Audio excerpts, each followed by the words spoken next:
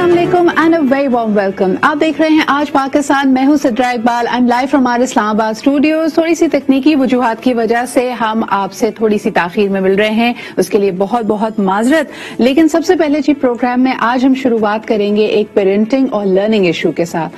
आमतौर पर सारे पेरेंट्स के लिए सबसे ज्यादा जो इस वक्त अव्वलीन तरजीह है वो यही कि बच्चे पढ़ लिख जाएं, पेरेंट्स और जो उनके टीचर्स और उनके स्कूल्स हैं उनकी एक अच्छी इक्वेशन बन जाए ताकि बच्चों के लर्निंग ऑब्जेक्टिव्स मीट हो सके। आपको पता है कि हम इस प्रोग्राम में अक्सर इन सिचुएशंस को और इस चैलेंज को उठाते रहे हैं। खुसूसन पैंडेमिक में हमने देखा कि बड़ा मुश्किल हो गया था कि जब हमने एक हाइब्रिड ऑनलाइन लर्निंग मॉडल पे चेंज किया। लेकिन आप ये सोचिए कि अगर आप एक normal is not the word I want to use, लेकिन जो रेगुलर और हमारी एवरेज अंडरस्टैंडिंग है बच्चों की, जब उनके लिए इतना मुश्किल हो तो चिल्ड्रन विद लर्निंग डिफिकल्टीज उनके लिए ये वक्त गुजारना और अपने जो लर्निंग के अहदाफ हैं उनको पाना कितना मुश्किल होगा। और कभी कभार हमें इस बारे में पता भी नहीं चलता।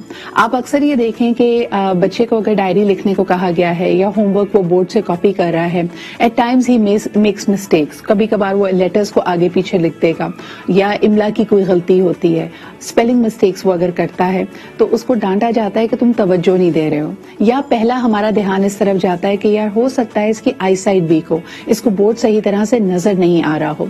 लेकिन क्या आप जानते हैं कि कई ऐसी लर्निंग डिफिकल्टीज और कंडीशंस हैं जिसमें बच्चा बिल्कुल उसको सही दिखाई दे रहा होता है, वो बात को सुन भी रहा होता है, लेकिन उसका ब्रेन उसको नॉर्मल तरीके से प्रोसेस नहीं कर पाता। इन कंडीशंस को हम कहते हैं dyslexia and the very likes of it.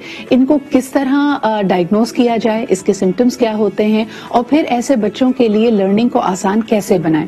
आज सबसे पहले प्रोग्राम की शुरुआत इससे करते हैं। हमारे साथ मौजूद हैं Kiran Javed, who is an expert on this matter. अस्सलाम वालेकुम Kiran, thank you so much for joining us this morning.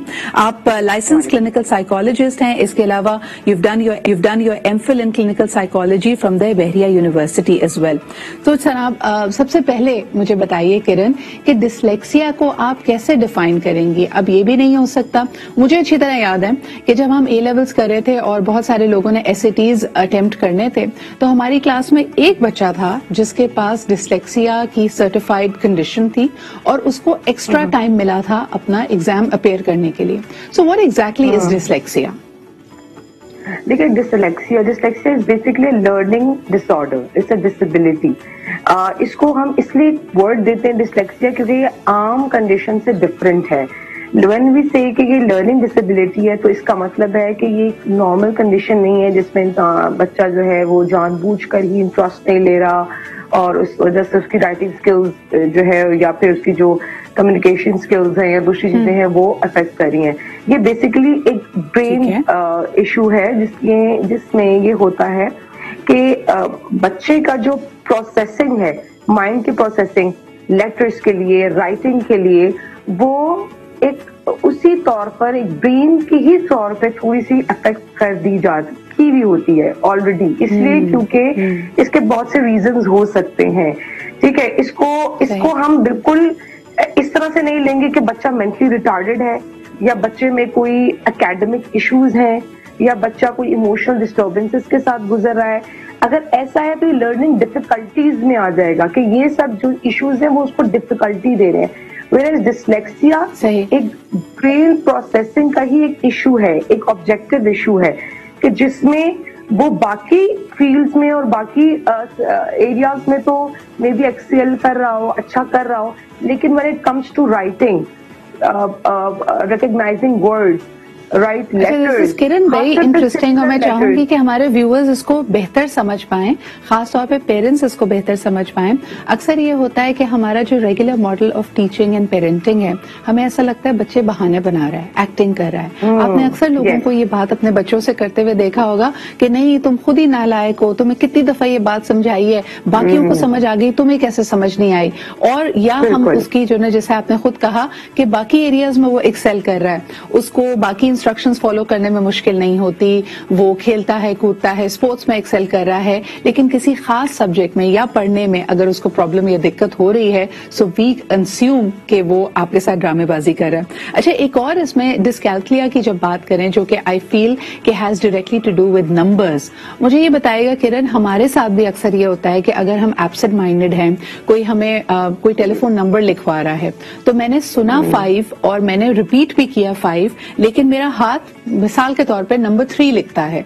तो क्या ये कंडीशन भी किसी तरह, यानी उस वक्त तो हम फोकस नहीं है, बट इफ किड्स और चिल्ड्रन इस तरह की सिचुएशन फेस कर रहे हैं, क्या ये डिस्कैल्कुलिया में आएगा? देखिए, डिस्कैल्कुलिया में जैसे आपने कहा कि मैथमेटिक्स, यस, इसमें टोटल जो है कैलकुलेशंस इन्वॉल्व है, मैथमेटिक्स इन्वॉल्व है.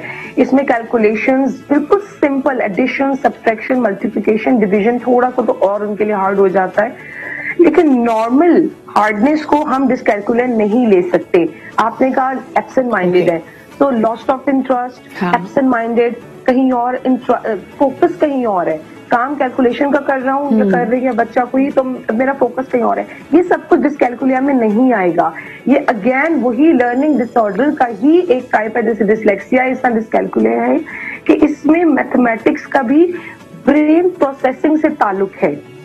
बेबी वो इंग्लिश अच्छी कर रहा है, वो उर्दू अच्छी कर रहा है, वो ओरल अच्छा कर रहा है, but when it comes to calculations, तो मैथमेटिकल नंबर्स के थ्रू जब उसको खेलना हो या कुछ करना हो, तो उसमें उसको बहुत प्रोसेसिंग के इश्यूज आ रहे होते हैं. इसमें कोई भी चीज, फोकस, लैक ऑफ इंटरेस्ट और ये सब चीजें इन्वॉल्व नहीं होंगी.